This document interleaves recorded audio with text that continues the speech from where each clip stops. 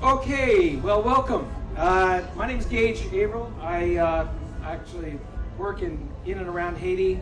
My day gig is up in the University of British Columbia as a professor and as a dean. But I have the pleasure of helping to host and moderate this panel. And I'm talking a little loud because I love the music going around, but I'm trying to talk over the music. Our panel today is on parade traditions of Haiti and New Orleans, and we're doing this because there's a theme this year focusing on the relationship of Haiti to New Orleans. So as you move throughout the weekend, we invite you to sample the Haitian music and, of course, the music that you know and love so well from the region. On the panel today, I'm not going to announce them now. I'm going to announce them as they start their introduction. But I am really, really pleased to be up here with a couple of folks I know and one that I didn't before. To my left, Dr. Helen Regis, Yves Bien-Aime, right to his side, and Ronald Lewis at the end. And we're all going to take about 5-10 minutes and say a little something about what we do in our relationship to this theme, and then get going. So while we're talking, think about the questions you guys might have. Be ready to ask us some questions. And we'll hopefully have some answers, or at least more questions to ask you. I want to thank the festival for doing this. This is like one of the great festivals in the world, and we're all really, really proud and pleased to be here. But we also have to thank two sponsors of the panel, and that's up here, the Green Family Foundation. Now, this is a foundation that I know and love because they also support some of the work on Haitian music from the 1930s that I've been doing, and working with a team of people to produce the Helen Lomax in Haiti, 1936 to 37 volume. They sponsored that. They're doing a huge amount on cultural reconstruction in Haiti. And we want to thank the Louisiana Humanities Endowment for the Humanities. Thank you, LDH. Those are our two sponsors today. So I'm just going to take a couple minutes now and talk a little bit about Haiti and about what it's like to be on the streets in Haiti, Haiti and the Haitian diaspora. I've got a friend here who's done a lot more rah-rah than me, so I won't spend a lot of time on rah-rah. But Haiti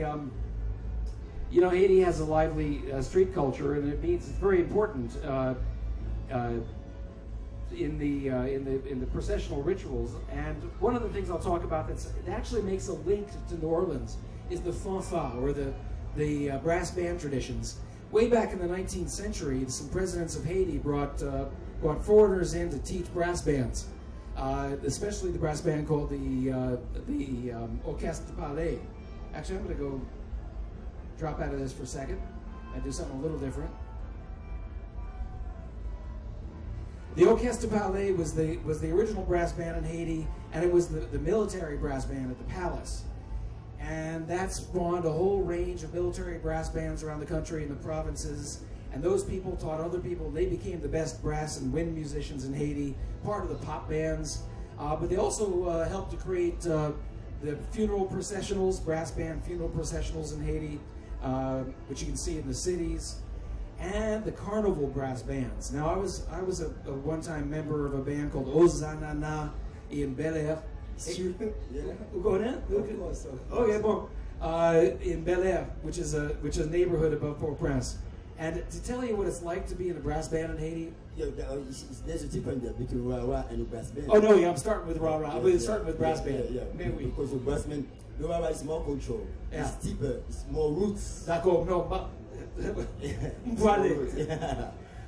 so the brass band, to give you a sense of that, there's four tubas marching down the streets of Bel Air with people dancing in the tête kai up on the roofs of the buildings, going down, descend dans la ville, down into the city. It's a huge presence, huge power. It's like, to me, rah-rah is a therapy. Yeah, therapy. Yeah. And the way you dance it, you're enjoying it, and you're good at it. And then tomorrow morning, you enjoy the rah-rah. Rah-rah is a takeaway. The rah-rah can take you from here to Lafayette, dancing to the sound of the drums and all. Yeah. Everybody's singing. Next thing you know, oh, I'm in Lafayette. I thought I was in Louisiana still. That's how it is. So we get the brass bands at Carnival, and there are rah-rah bands at Carnival too. We'll talk a little bit about that. But the brass bands at Carnival are part of this taking control of the streets, which is really what Carnival is about. It's about getting masses of people into the streets at a peak level of enjoyment. Now in Haiti, you want to like get to the point at Carnival where you lage ko, which means let go of your body, right? You laisser frapper. Your body and the soul. Yeah, comme ça, right? Just like you. And to laisser frapper means you throw your arms back, like you get so carried away, you let hit. It doesn't matter if you hit some other people in the crowd. And it's this level of enthusiasm, of intense emotional involvement in Carnival, but as we're going to get to in a couple minutes, Raga. And you know, of course, you have clairin, which is the drink of the street in Haiti. People getting carried away. You want to get to the point where you're, you know, débordé, which means you know, right up to the brim. Do you know the phrase in Creole that says "Pisse crapaud cap fait rivière descend"? It means that it's only the frog's piss that's needed to make the river overflow, right? That's the point you want to get to in Carnival in Haiti, and it's not just a moment of enjoyment. You know, you can also have a really important moments of political engagement, because the songs you sing at Carnival can carry point, right? A point, a power that you can use to say to attack the president, the political rival. Yeah, you can do that. You know, use the words, the slogan. Yeah, and it will go away because people are gonna start singing it. Next thing you know, it's out there. And the other thing you could do with it is if you humiliate someone in public and you don't say who it is, right? Those crazy guys, this, that, or what? Those people who are fighting against us. If they're in power and they're convinced you're speaking about them, they have to ban the group. They have to come in. They send the police and expose themselves. It's a very powerful thing to do with song. And so you get, not only at Carnival, you get everybody out in the street. Yes. You get them singing sometimes, not all the time, things that are really obscene, things that are full of bêtises, which is obscenity, or directed like a point at the authorities. And it is really, really a dangerous moment for the states, for the state. I'm just going to play one or two little examples as part of my talk.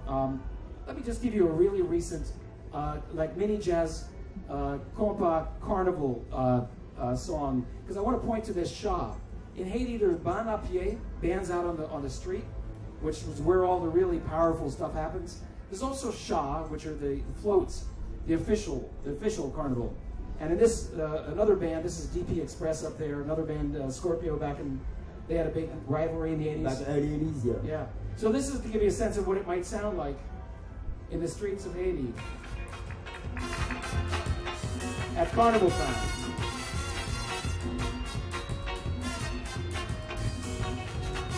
At this point, the hips would be going, gouillard, you know, like moving. Listen to him, he knows what he's saying. Hey. He's done that. I've been there. Me too. You have to go loud though. Because it's got to be loud and it has to be fast. This is the... Oh, you know something?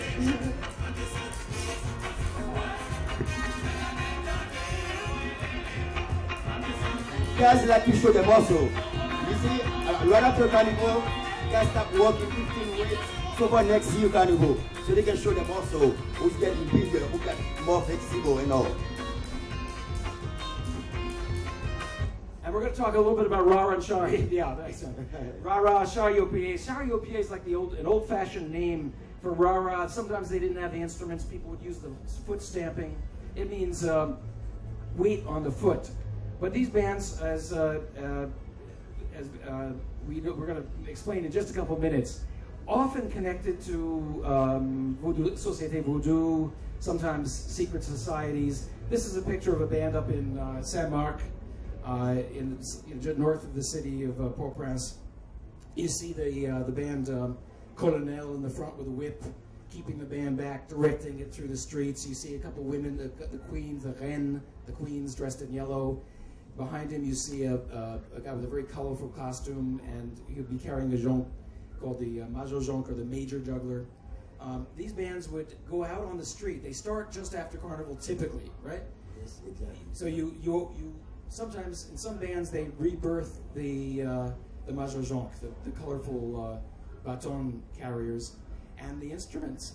And they go out, they begin in the houses, wherever they're centered, to balancer en place, to get the band heated up, to work it, and then take it out on the streets as it gets closer to Easter during Lent. And they go en route into the streets, and the colonel will typically pick a route through the countryside or the city that brings them to their patrons, that brings them to the crossroads where they can honor ancestors and gods, sometimes to the cemetery. They do exercises out on the road. They have a hierarchy that's both military and sometimes also presidential, etc. And they have to be able to, and they also have a porte-drapeau, a flag carrier. So those of you who know the tradition here in New Orleans with Mardi Gras Indians know that there's a flag boy or someone who signals the intentions of the band out in front. So we have porte-drapeau. And they'll also come to do an au chant or a tribute piece at the house of their patrons. And you see here a majorjonque, this is in Léogane, getting ready to pass the baton around the head of the patron to do a zéclé, or like a lightning pass, as a tribute. And they'll get, they're out there to get some money. They're out there to get sirop miel, syrup, or food. And they'll dance and move on to the next house. Now these are, centered in a couple areas of the country, up in the valley, the Artibonite Valley, down through the south, out through Léogane, through the major city. But extraordinarily important culturally in Haiti. I'm just going to play you a little sound of rah-rah so you know what we're talking about. This was recorded in 1977. Oops. Rah-rah vapeur. You see the instruments of the rah-rah band up here, a couple of them. Clairon or the cornet. You can dance any way you want, It's a big time movement. And I gotta tell you, the rah is so varied. Each side in Haiti, they have their different rah. Yeah. Each one have their rules. On the north side, it's different compared to the south side, With some rabbis, they don't have other instruments. They only have, the bamboos, and the people clapping their hands and clap their feet. And then it's amazing. You could sleep at night, like 3 o'clock in the morning. You hear the sound coming from far away, and then you hear the vaccine go. But you kind of scared because your parents used to deny you those things, Yeah. But it sounds so powerful, so nice. You gotta wake up and open up the window, see, but don't let your parents see you. You're going to get punished for that, They don't want to deny you for because we are, this is what's motivated us, Because we've been denied for something that, this is us, this is ours, So we feel like, the way the other music itself. Excuse me. What you're hearing now is the au chant, the slow piece of the rah-rah. I want to break in because they just do this for a second. Yeah. And they start to pick it up. No, it's like if you invited to your place, when they come, they have to salute you. They salute you. They show you respect. They've been invited, so they salute you.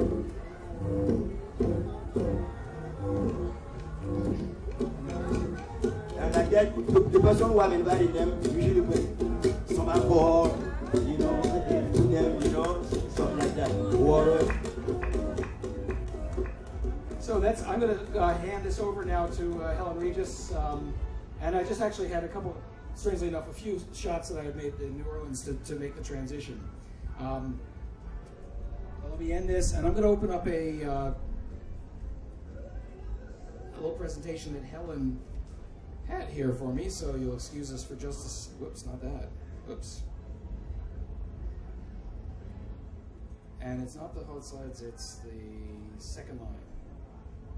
So Dr. Helen Regis is was born in Alabama, went to school in France, and came to New Orleans in about '83, I think. And she's been working on research on the second line for since the '90s, since the '90s, yeah. I had the fortune to hear her talk once before. a really committed scholar and a great speaker. Lovely to have her here. Helen Regis. Thanks a lot. I lost my voice yesterday, so hope this holds up for a couple of minutes for the time of my presentation anyway. So I have just a couple of images from second line parades on the rare chance that there are a couple of people in the audience who haven't been to one yet.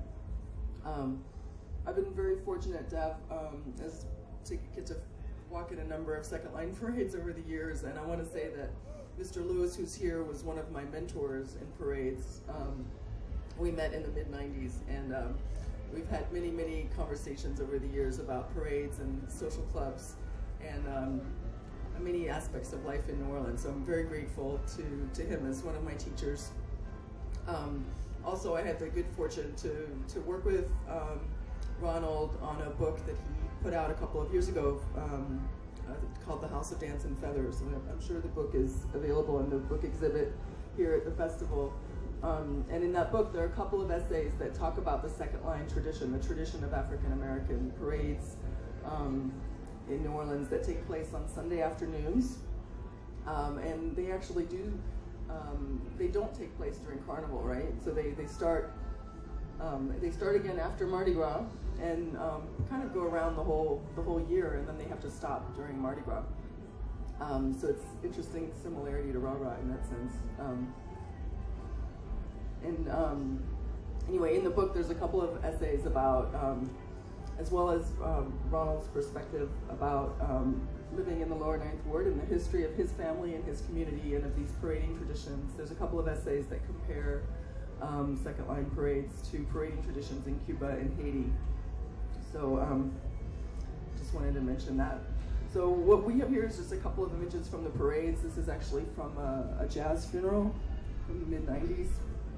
And you want to, here you can see the brass band and the clubs, and I think that must be one of the distinctions with Rah Rah, is that in the second line tradition, the social aid and pleasure clubs, the benevolent societies hire a band, so they're quite distinct, even though they work really closely together on the street, and they make a unified whole, which is known as the second line parade.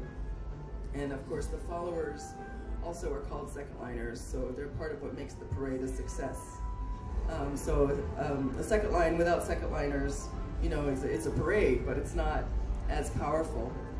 And I think there was also the importance of showing that, showing togetherness, as you can see from this uniform, but also showing, taking pleasure in the good things in life, showing that the people who put on these parades are respectable, are working people who are able to organize something that's sophisticated, that's beautiful, that's orderly. And to do that in the public space, in the public streets of New Orleans, is something that's very powerful, particularly in neighborhoods that over the years, people haven't always felt safe on the streets of New Orleans, right? So the social clubs create these beautiful, peaceful, joyful events with music that are led by the clubs, but where anybody is invited to join in. So it's also a very generous event.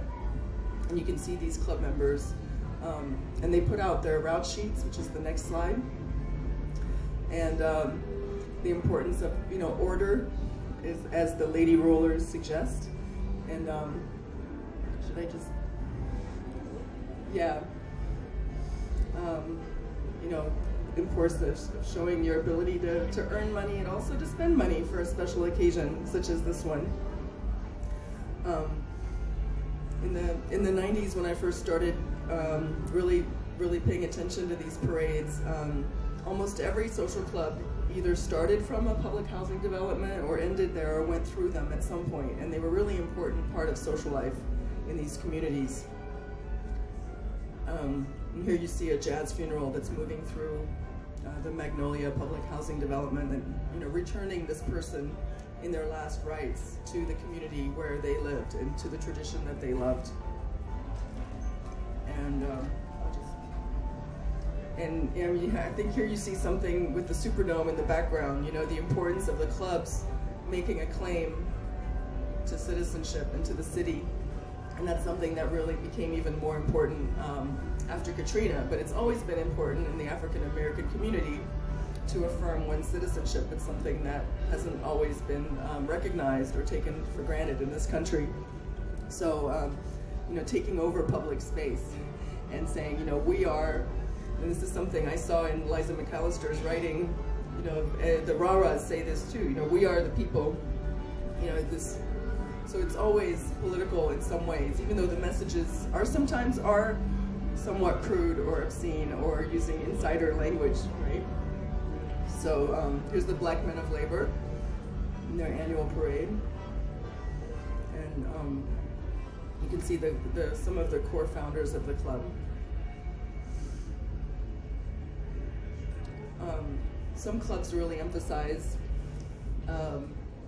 being fabulous, and there's lots of language for that.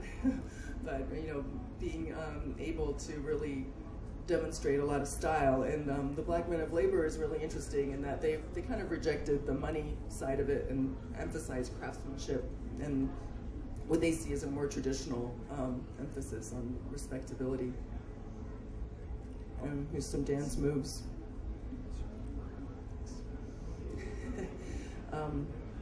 And here's the flip side of that, the emphasis on spending money with the stretch Hummer that some other clubs really get into. And this particular club was actually throwing money. So, and there's a club called the Money Wasters, as many of you know, that emphasizes their ability to earn and spend money lavishly on a special occasion, right? It's not part of everyday life necessarily, but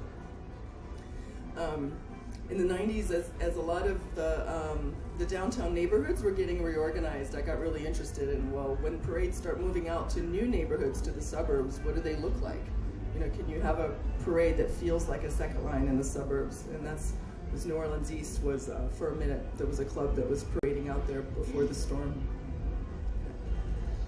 And of course, a big part of second lining these days is also performing your tradition for diverse audiences. Social clubs will parade, some brass bands will parade at Harrah's Casino.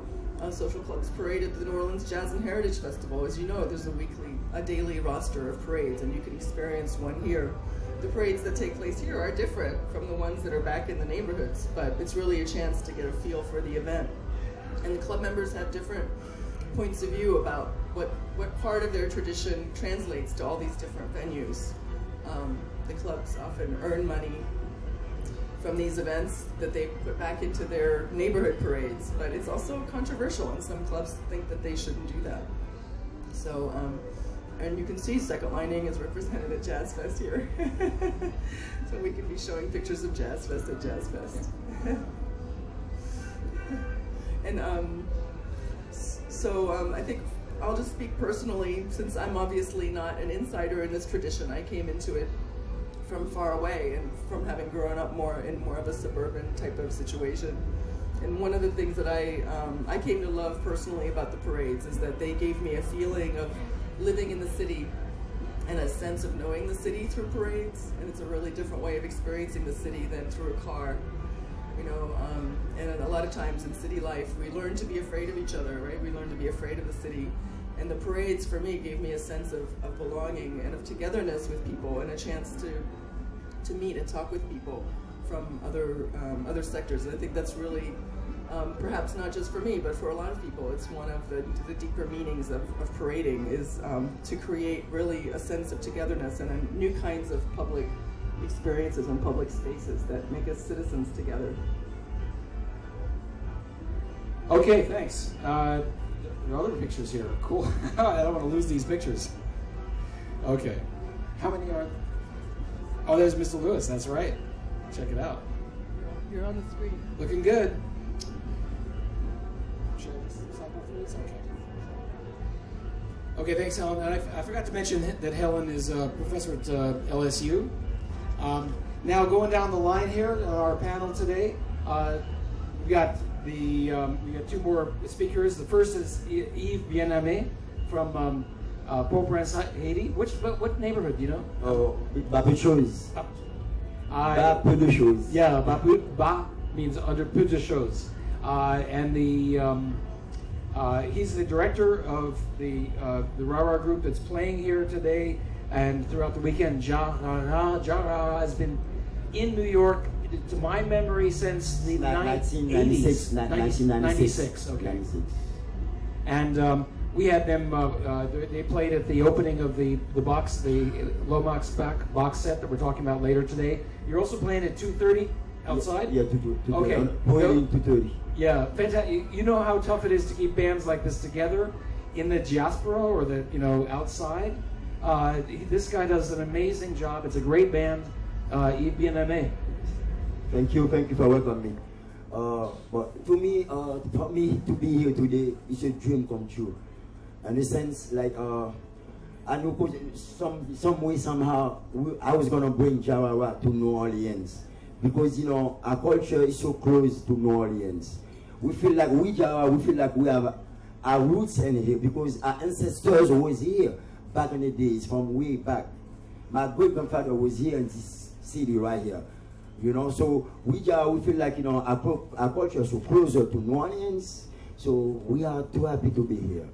So we're gonna share the beautiful culture of Haiti with you guys today. Wawa is a movement in Haiti. Wawa is a takeaway. A Wawa band can take you from here to another distance, like to Lafayette, to Texas, and everybody singing, dancing along the way to the sound of the drums. And you don't even know when you reach to this point until when you turn around and say, oh, wow, I'm already here. So let's continue then. Because Irawa and Haiti during Easter, Irawa can go out for 3-4 days. 3-4 days, no lies. People dancing, enjoying. Irawa can go to the beach, people swimming and then eating, and then Irawa start all over again. Everybody start. It's like sometimes people go to Haiti just for that, during Easter, just for the Irawa season. But me, when I was growing up, my parents used to deny me the Irawa because the Irawa is a part of the voodoo. What's a voodoo? Voodoo is a tree. It's a tree who has many branches in it. But we, Jawara, we choose the folklore. The folklore, the Wawa, it's a folklore. It's a therapy. Like you dance, you enjoy yourself, and then the Wawa movement, the politicians usually use the Wawa movement also to let their messages go. Because when the Wawa playing, you go like say, don't do this. Let's go this way. Let's go this way. Next thing you know, everybody's saying the same thing, and the message goes. So they've been using us. But the high society in Haiti, they feel like it's not part of us. It's not part of our culture. But we're not gonna let. That's how the name of Jawara stands for dance, joy, our ancestors. So the tradition must continue. We cannot let it go. As a matter of fact, this is how music started in the first place. Before mankind created guitar and piano, music used to play all natural instruments, horns, bamboo, and drums. That's our music. Oh, we Jawara. There is a sense of the new generation of Wawa. The way we Jawara playing Wawa right now, it's a way Wawa we never played before. Because we modern it in a sense with 9 clear ones. You can show them now 9. Each of them is a note. Do, re, mi, fa, sol, la, si, do. Combine together, make that beautiful melody. So any of you going to have a chance to participate with us later on the parade, you can see what I'm talking about. Because what we're doing is pure mathematics. It's like 9 clear ones. So one guy can play 3 clear ones at once. And then you got to know when to blow the note, otherwise you can make a cacophony, you can make a boo-boo of the song. It's pure mathematics. Because it's no joke, sometimes the guy can have 3 corners and he's thirsty. Nobody's around to give him some water. And he has to play the note to make the music going and going and going. So, to me, it's a big day to me to be here in New Orleans, where my great-grandfather was here. Thank you. Excuse me, I have a fellow who just came in here. He has a Jawara t-shirt on him. Where did you get this t-shirt, my brother? This is 2003. Wow. Respect, my brother, respect. This is a 2003 Jawara t-shirt. Respect, my brother. And look good, still white. Okay, test. Let's get some sound. 3 o'clock? Okay. Yeah, I said 2:30 earlier, but this says 3 o'clock. 3 o'clock parade. I have to be by 2:25. Okay, so yeah. So I just settle everybody. But there's a Jarara parade at 3 o'clock. How do we direct them to it? Didn't she tell you? Yeah. Okay. Starts from the Jazz and Heritage. Right. So don't miss it. 9 you would say what? Okay. Yeah, it's believe me, ladies and gentlemen, Yeah. it's a therapy. If anybody coming to get sweat, hey, join us. You're gonna get sweat. Especially me, my motivation will get to you. And they're also on stage at 5:15 today. So check out your programs. Jarara will be coming up. Our last speaker, and then we're going to have time for questions, is Ronald Lewis. And Ronald Lewis is born here here in New Orleans, and he's a president of the Bien-Aime Social Club. He works with the House of Dance and Feathers, a practitioner, and great to have you here, Ronald. So take some time. It's up to you. Okay, thank you for having me. Well, I sit here and listen, and Helen Regis, like I said, we met back in the 90s, and she's been on the forefront of help people understand better of what we do in New Orleans within the African American community, as far as the Mardi Gras Indians and the Associated Press Club. So, second, and I want to recognize Dr. George Jackson, who is a part of this from LSU too. But when you talk about this great New Orleans culture, and I have my little museum, the House of Dance and Feathers, I tell people when those boats came from Africa and made it to the islands of the Caribbean, through Latin America, to the port city of New Orleans. So when it made it here, after the ship left, the culture stayed. And what happened within the African American community, the culture continued evolving. And when you see the skeletons of Mardi Gras, they talk about the festival of the Dead in Mexico. I said, you got to go to Haiti and all other street festivals through the Caribbean and see the image of skeleton in the street festivals. But for here in New Orleans, our unique culture have been nurtured and pampered up until today, and now they have series like Trimi and other documentaries that highlight our culture that are giving awareness. And when you hear the music of the brass band, like what you hear passing right now and stuff, it moves the people. A parade comes up the street, people come out of their houses. You have people who follow the parade that dance on the roof, as the brother right here speak of. And we continue to carry that tradition on from the 1800s up until now, because this is what we cherish. From the benevolence as they started out burying the dead and nurturing the neighborhood, up to the Associated Pleasure Club that has advanced it into the future. And so here I am today, a representative of that. I'm the president of the Big Nine, and I'm all over the place. But the most important thing is for me, at this point in my life, is to continue to educate about our great culture. I have my exhibit next door that they're welcome to come and see. I'm fortunate enough through the Neighborhood Story Project with Dr. Helen, Regis, Abram Hemstein, and Rachel Bresnan to put together this great book to continue to educate.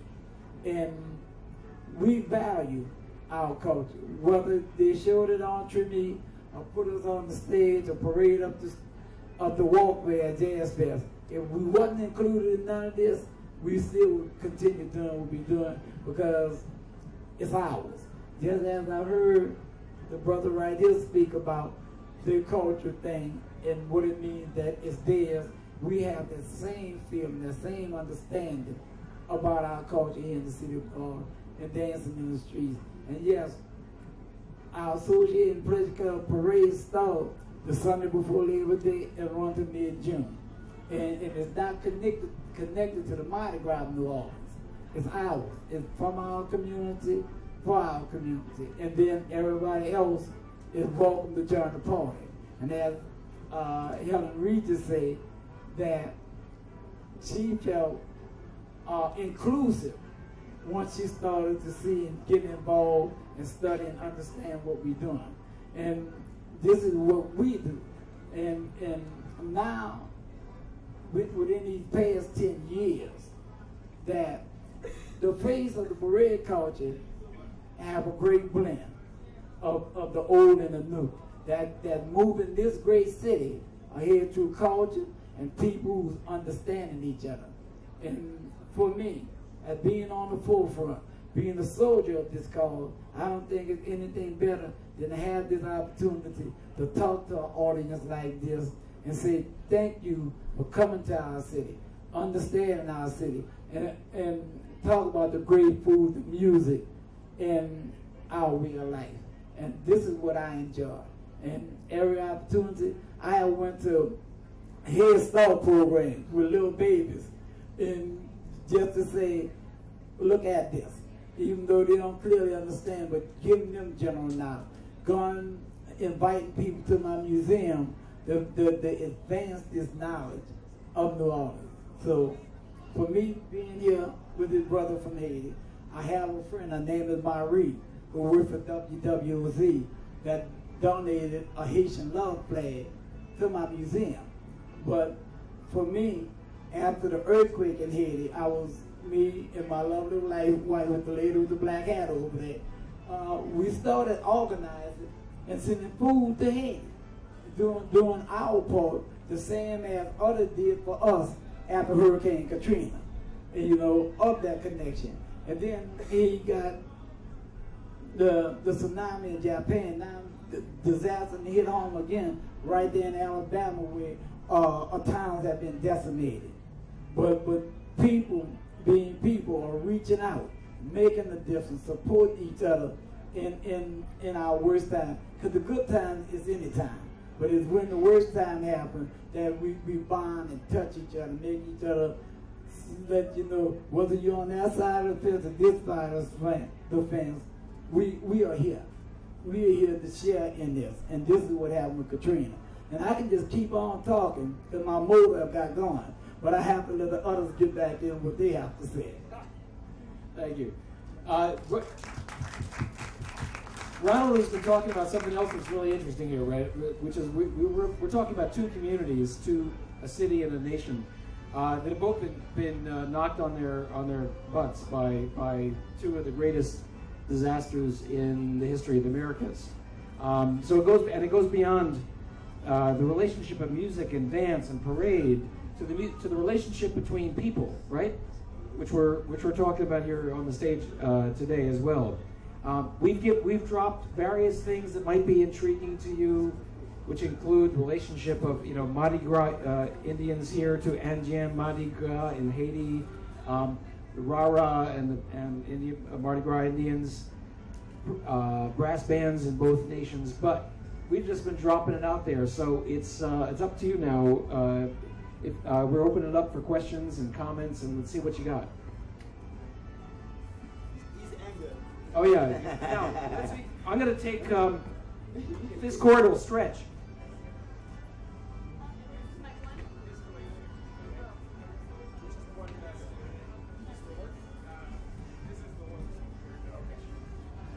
Let's see if you can talk into this mic. It has no sound. Are you? Okay. Testing. I believe he has something to say here. He knows about. He's been there. You want to come up? We're gonna. Yeah. Why don't you come on up here? You got a mic that'll stretch only so far. I'm sorry, I missed the beginning of this event. I got lost in the landscape of Jazz Fest, and I didn't know where I was going. But did I overhear that there's a book coming out on the parade traditions of Haiti and New Orleans? Well, I was just putting in a plug for Mr. Ronald Lewis's book, which is mostly about New Orleans and about his perspective on the culture and the history of New Orleans. Oh, okay. And it also has an essay that talks about a little bit about the cultural connections with Cuba and Haiti, and does a little bit of comparison of these parading traditions.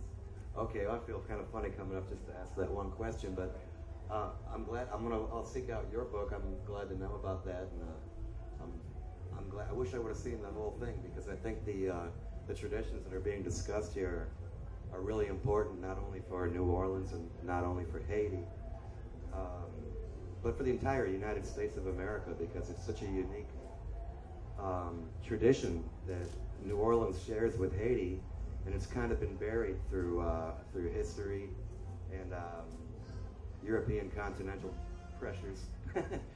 And it's great that Haiti, I think through the earthquake at least, the one good thing is that Americans are starting to know Haitians, and America can use Haitians really, really badly.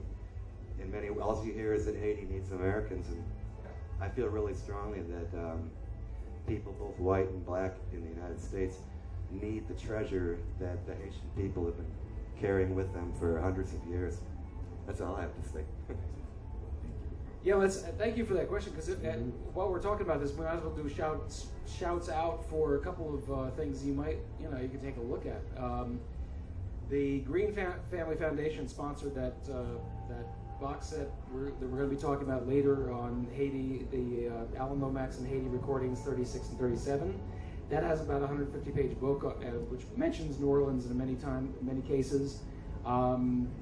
I have a book that touches on Carnival that was called A Day for the Hunter, A Day for the Prey, Popular Music and Power in Haiti. We've got Elizabeth McAllister did a book on Rara called Rara something else, but it's Rara. And others that we want to mention here, other books that you think?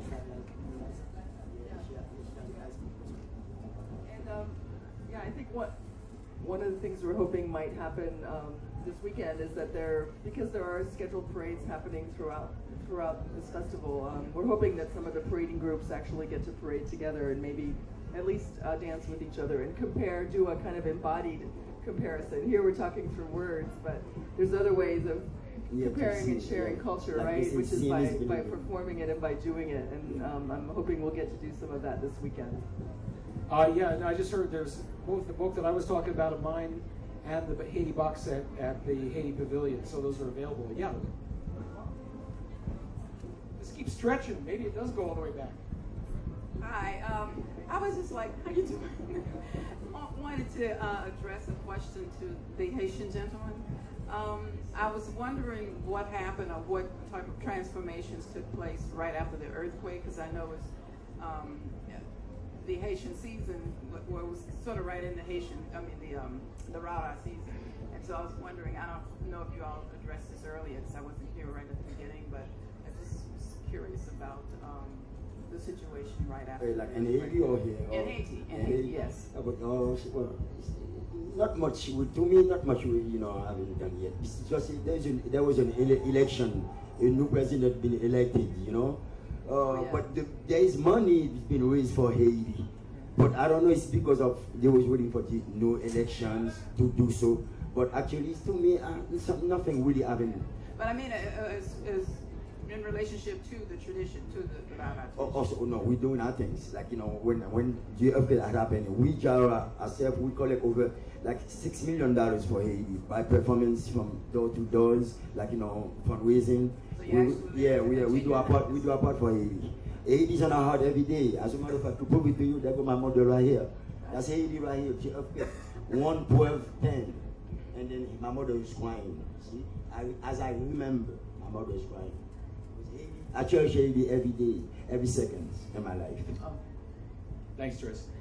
By the way, if you were reading the accounts in Haiti the spring after the tremblement de terre, after the earthquake, you actually could read about Rara bands in the streets singing about the failure of the government to do anything. I mean, there were bands out. I mean, this is a group that you can get out in the street, you can get out in the rubble with Rara. I'm sorry, Tris. One other comment. I remember looking on CNN and some of the other stations to just, sort of keep up with things. And there was one reporter that was saying, well, I can't understand why these people in the streets singing after all this devastation. And I thought they just don't know the power of music. You see, the Rara, when the person in the Rara, they singing, dancing, they don't even know what they're going to eat after. But the Rara has some kind of motivation. You thirsty, you don't feel like it. You're hungry, you don't feel like it until the end of it. I would like to see, right after Hurricane Katrina, when we came together, 30 associated and Pretty Club, and did what we call Renew New Orleans Parade. And the same thing, the people were saying, well, why would y'all want a parade and y'all done lost everything? But like I told people, we didn't lose our spirit. We lost all these material things, but the spirit continued to live. That's it. And one of the things that the brother was talking about parading, and he ended up in another place. That's how it is in New Orleans. You start with a parade in the third ward and end up in the seventh ward and say, well, how did I get here? You know, because the spirit of the music moves you.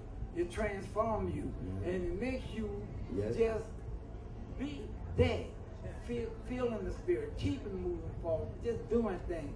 And with Katrina, with the culture reminded the city. Because the city had nothing left at that time but the culture.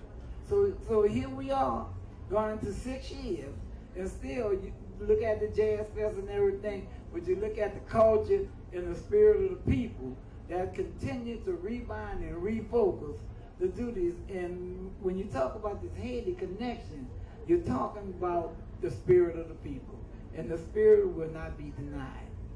And then to support what you're saying, it's like the role was so powerful.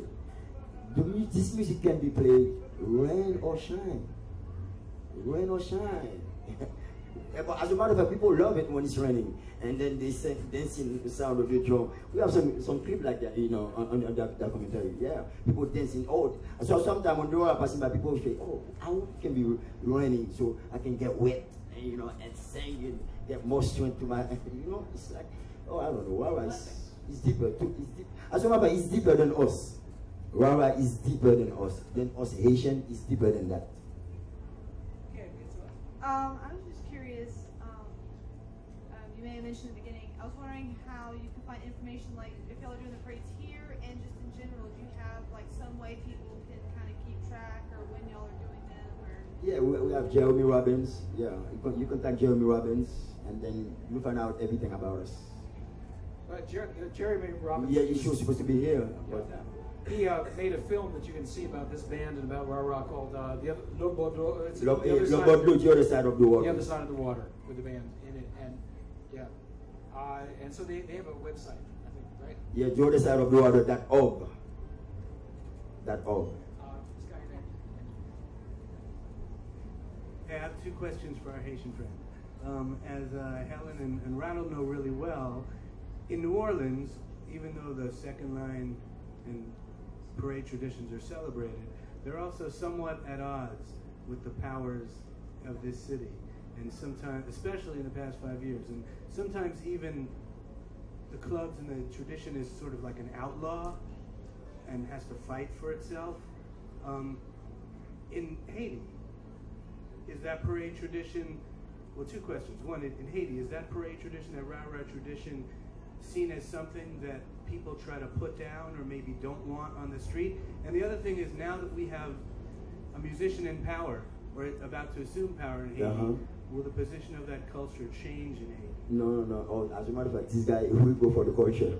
I believe he will go for the culture. You know, this guy, no. Nothing will change concerning the culture. I don't think so. No, I don't think so. Do the rah-rahs ever have problems with the police? Sometimes, but it's not like something. This is something for us. They cannot deny us from that. No. To give you one little example, though, you know, I remember about 1993 when Jean-Bertrand Aristide had been kicked out of the country. He'd been elected in '90, and there was a rah-rah band in the city that was out going singing. What was it? Shabbat? I can't remember the name. It was going out singing. Their song was "Ne pas qu'un père," right? Which could mean we don't have any fear, because père can mean fear. Yeah. But it could also mean the father. Yeah, it's drawn on his t-shirt. His t-shirt says "Papa, Papa." Have no fear, fear no one. Music only. It can also mean we have no father, and this Aristide was a priest, and so they were out there saying, you know, "Ne pas qu'un père," and the police arrested them. Right, one of those cases where they tried to crack down on this, And it was, what are you going to do with this? They say we have no fear. That means nothing.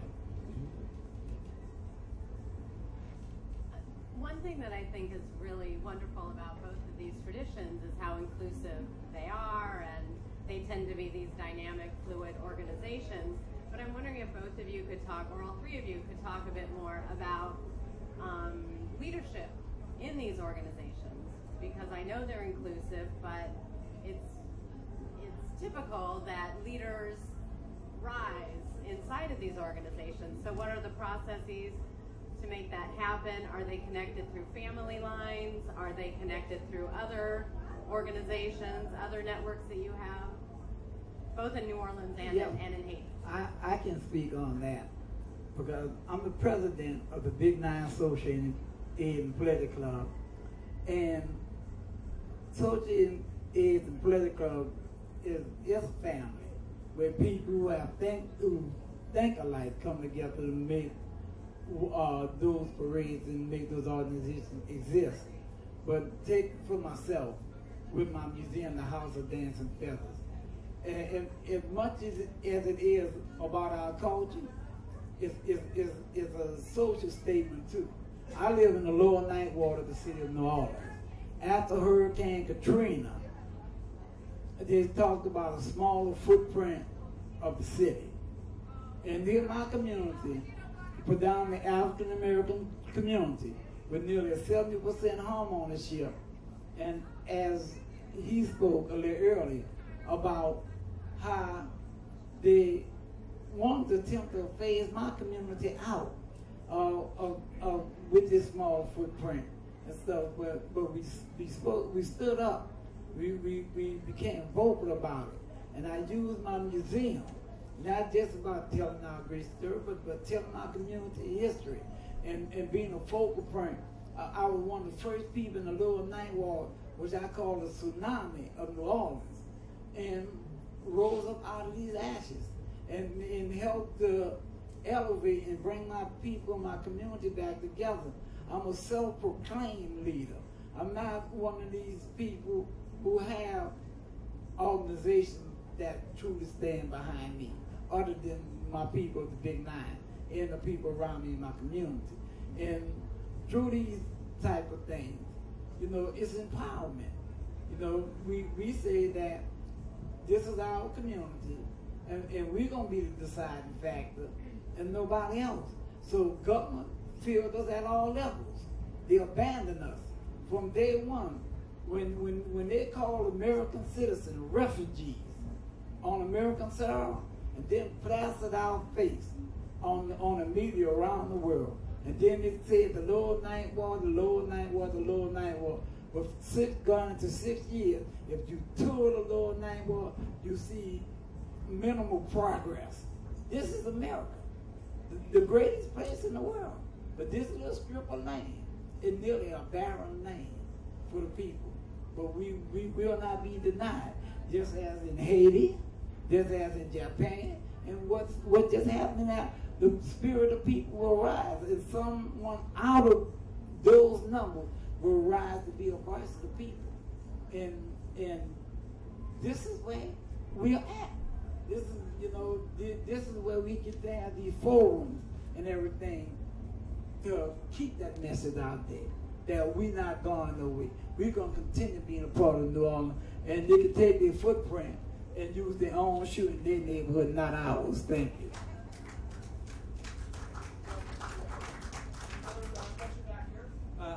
Actually, I wanted to verify that everything this man just said is so true. I helped in recovery efforts in Lower Ninth Ward and in Haiti, and I remember many a day when people didn't know what was going to happen in Lower Ninth Ward. Ronald Lewis was there and inspired people in ways that most people didn't know one way or another what was going to happen. And by being the first in his whole area to come back was a major statement.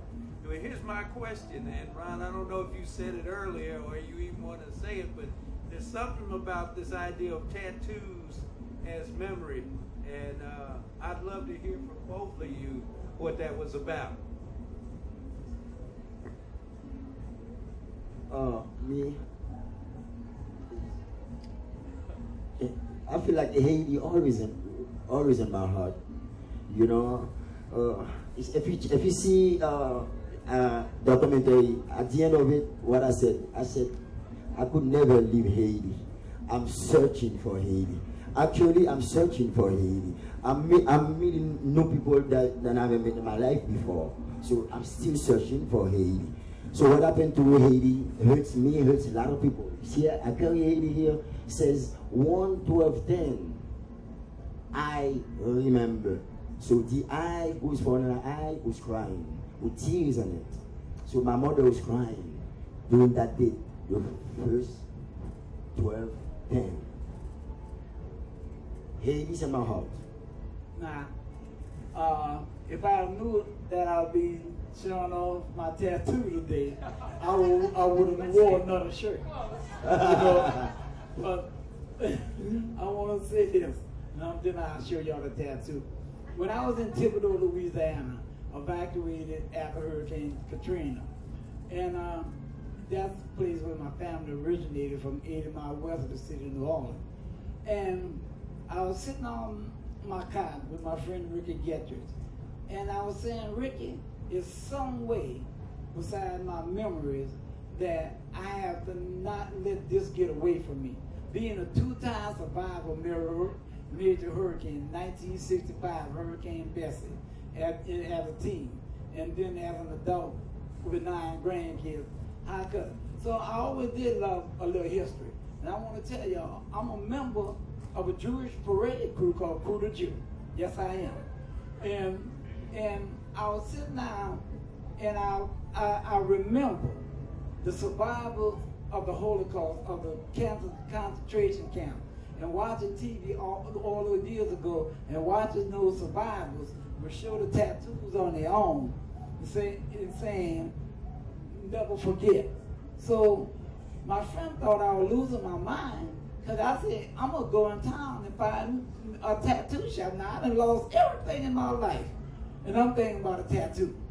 And I did this, and I went to the tattoo shop, and I got a skull and bone, and I got a 6505 tattoo on my arm. And for me, this is my never forget. This is when I can't really talk about it, and they see those numbers on me, they know that those 2 black holes in my life, those 4 numbers, is the numbers of significance, and to continue keeping that out there. And when he showed his tattoo about remembrance, I said, well, here goes another connection. We dance in the streets, you know, we love basically the same music. Now we got similar tattoos, you know, and you know, life connects all kind of dots. And this is the net. So I'm gonna show you. Oh yeah. This tattoo that normally when I do this normally just be for my wife.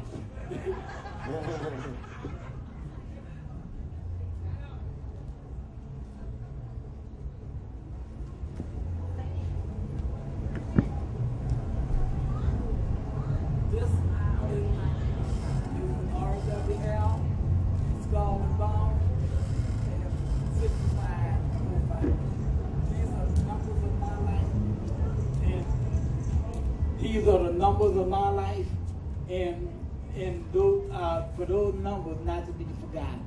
If you're from New Orleans, I have my museum in the Lower Ninth Ward, and what I did was compile information about what happened to volumes of newspaper articles and clippings. Because truly, I want this to be